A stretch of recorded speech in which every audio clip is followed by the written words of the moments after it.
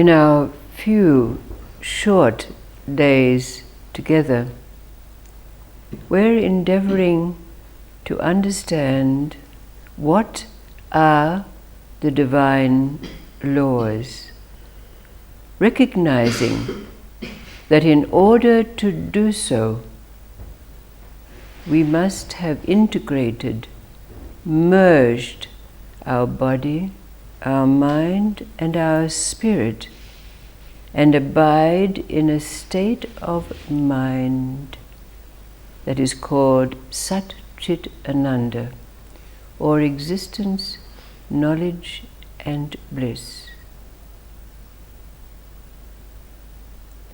Also, in the way of stories, it should be remembered that every participant, every aspect of every story is a part of ourselves. So every story is our story.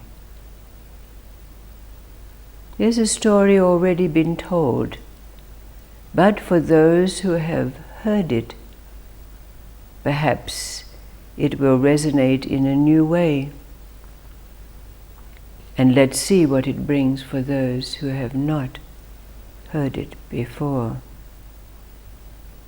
In a time long ago, in a place far away, there was a young man by the name of Quasim. And Quasim was known throughout all of the land, but not for any famous reason. It was for an infamous reason. He was known as the laziest being that anyone had ever known.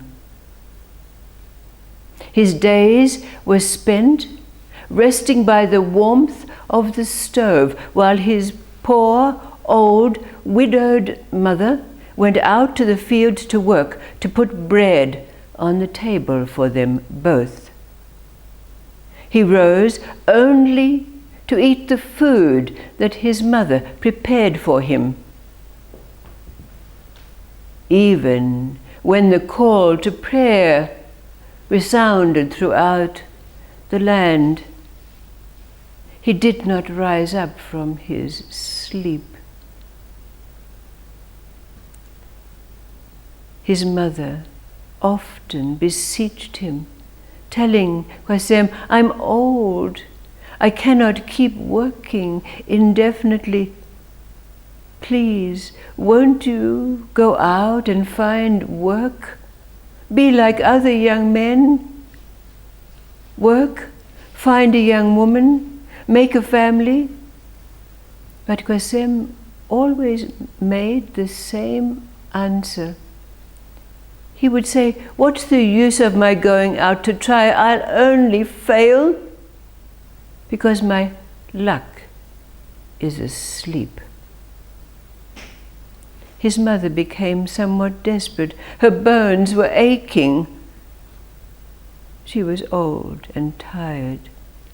So she approached the elders of the village to speak to Quasim, and they came, and they scolded him, chided him, told him his duties. The duty of a son was to take care of the parents. But Quasim always made the same answer, "What can I do? My luck is asleep." So his mother, in desperation, went to the imam. And the imam came to Quasim and again spoke to him of religious things, trying to call and elicit from him some response to his duties on a spiritual and religious level. But Quasim only made the same reply, "What can I do? My luck is asleep." So the dear mother, each evening when she came home, after a hard day of toil, having to prepare food for this lazy son, her desperation grew, feeling death approaching her. Then she heard of an old weaver who lived just outside the village, who was known for her wisdom. So she approached the old woman and beseeched her, "Please, can you help me?" telling her how it was with this son of hers.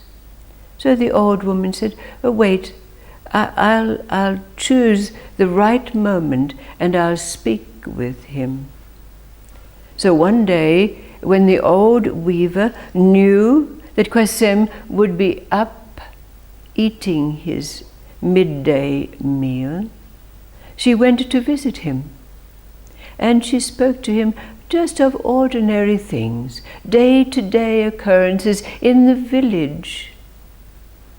And then she asked him, why is it you haven't been out to seek work? Why is it you're not like other young men?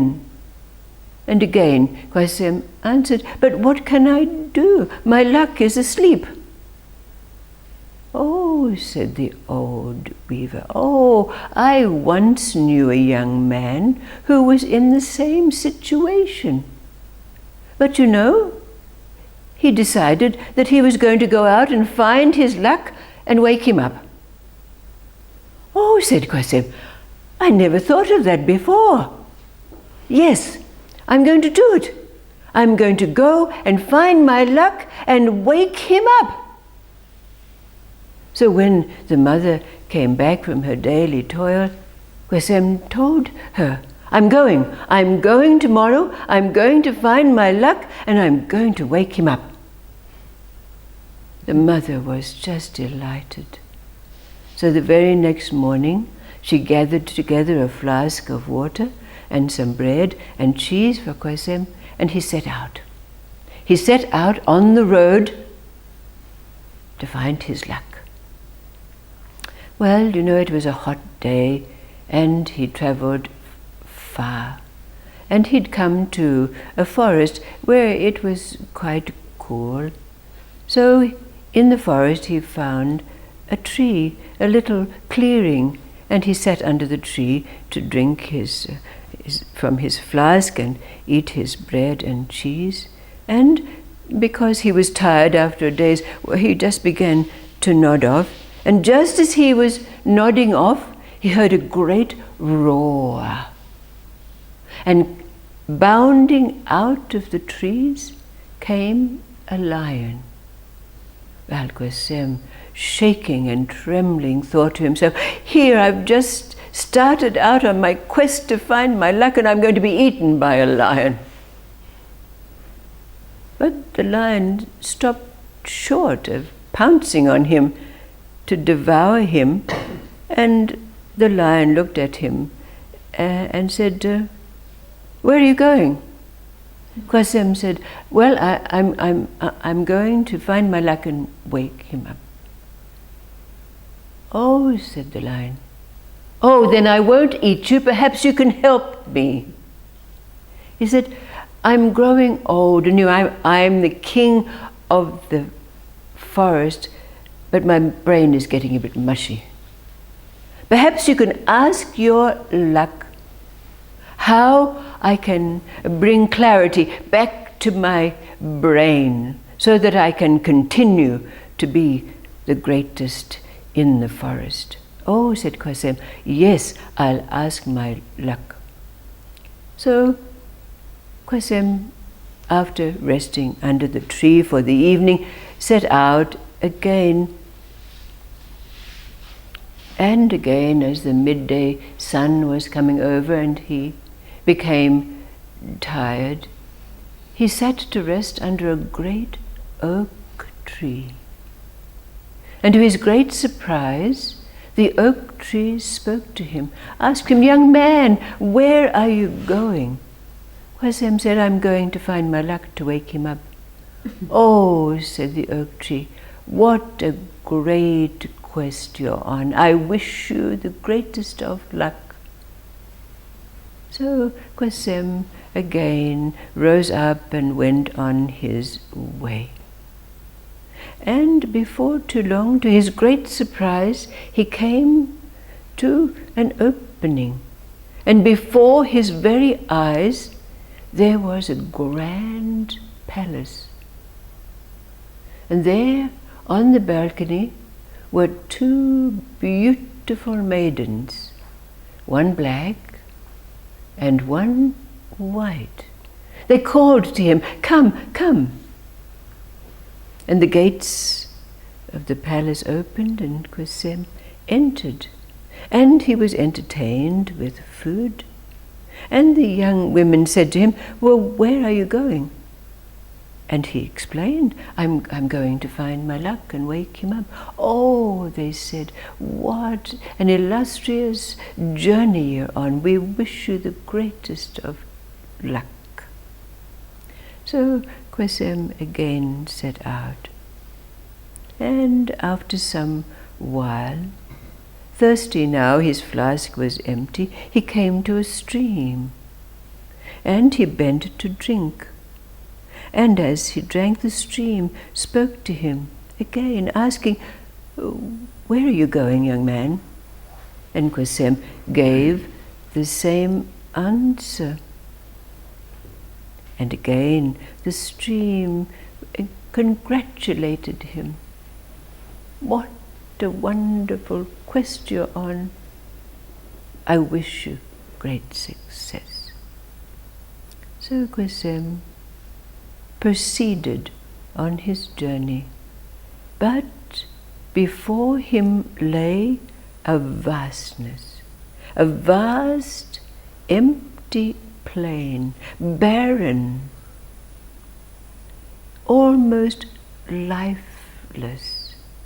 And in the distance he could see a lone, spindly tree. So he thought, well, at least there's something for me to find rest and shade under. So he set his path towards the tree. But to his great surprise, when he neared the tree, he saw a little being, a strange little man with a funny hat, colored clothes, sitting under the tree. And Quasim asked him, after making a little greeting, who are you, and why are you sitting in this barren place?" And the little man said, "Oh, I'm your luck, and I've been waiting for you. I just woke up." Oh, Quasim was overjoyed. At last he'd found his luck, and he was waking up. So what to happen now? He asked his luck. His luck said, "Well, you have to go back the way you came, and I'll follow you. I'll be behind you. But remember, I'm going to test you 3 times. And if you do not pass these tests, I will leave you forever." So Quasim was so excited. It's like his feet hardly touched the ground. And he set out to follow the route that he'd taken. But after every few steps, he'd look behind him to make sure his luck was still there. And before very long, they came to the bubbling stream. And the stream asked Quasim, "Did you find your luck?" "Oh, yes, he's there behind me," said Quasim. "Oh," said the stream, "you know, if you travel just a few meters down along my bank and you turn a corner, you'll find a little crevice there. And if you look, you'll find in there treasure, wealth." "Oh," said Quasim, "I haven't got time for that." I'm on my way home with my luck to make my life. So Quasim went on his way, checking every few meters that his luck was still behind him, until they came to the clearing where the palace rose up in front of them. And there were the two maidens waving. Come in. Did you find your luck? Yes, he said. And the maiden said, come in, you've come just at the right time. Our father, the king, has just died, and you can marry both of us, and you can have this kingdom. Oh no, said Quasim. I'm on my way home, because I have my luck with me now, so I can make my life. So they went on their way again. Again, Quasim checking to see that his luck was behind him, until they came to the great oak tree, where Quasim again sat down to the rest, and again the oak tree said, well, did you find your luck? Yes, said Quasim, he's here behind me. Oh, said the oak tree, you know, if you go behind me here, you'll find that there's a hollowness. And inside that hollowness, there's a shovel. And if you dig, you'll find a cache of gold. Oh, thank you, said Quasim, but I'm on my way home to make my life. I have my luck with me now. So he got up to walk away, and his luck caught up with him and said, I told you that I would test you 3 times, and in each of those tests your arrogance has disallowed you from taking advantage of receiving a great blessings and fortunes. I leave you now forever. Quasim was broken-hearted. He staggered along the road with tears rolling down his cheeks, because he recognized that it was arrogance. As he came to the clearing that he had first sat to rest, sitting with his head between his knees, the tears rolling down his face, the lion came and said, did you find your luck? Quasim said, yes, and told the lion the whole story. The lion said, did you ask your luck my question? And Quasim said, yes. And he told me that the only way you could receive clarity was to eat the brain of the stupidest man you had ever met. Oh, said Quasim, you have met him. And he was ready to allow himself to be devoured by this great beast. But the lion said, I'm not going to eat you. My brain is not mushy. I was only testing you. Now I give you some advice. Go back to your village. Work hard like all other ordinary young men do, and make your life and find success. Your luck has not left you. Your luck is always with you. It's just now that you have no need to see him. Quasim hastened back to his house where his mother greeted him with great rejoicing.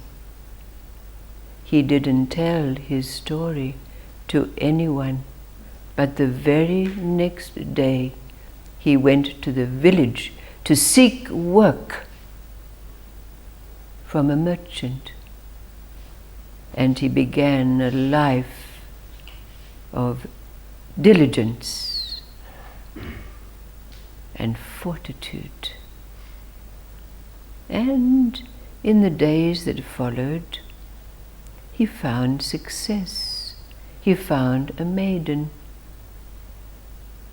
And the merchant, who had no family, when he passed, left the business to Quasim, who became himself a wealthy and successful man.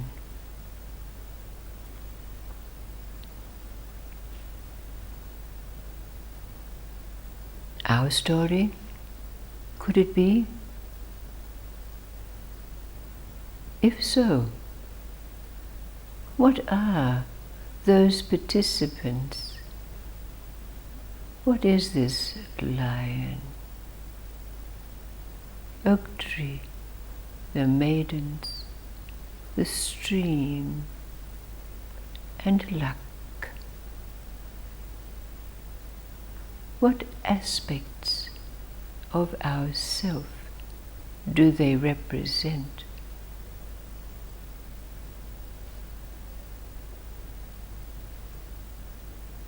Is it your story?